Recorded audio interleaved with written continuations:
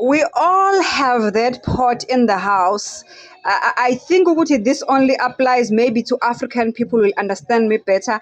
We all have that pot in the house that can cook pap better than any other pot. I've got all sort of range of pots in this house.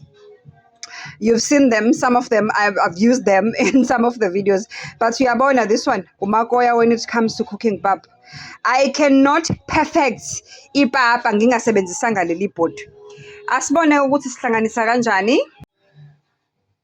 Rama.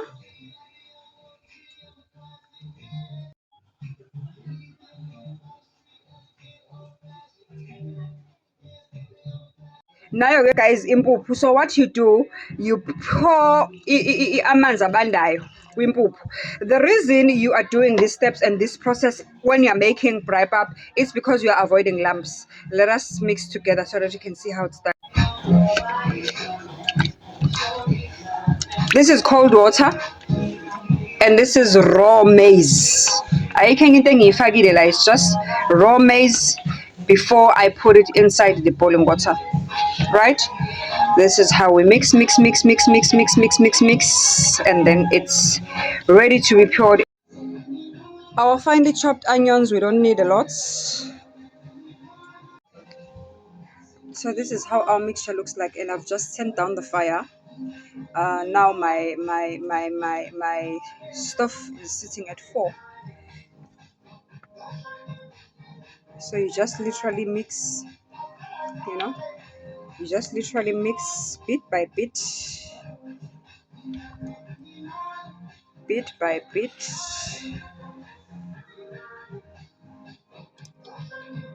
Maybe it does. Yeah.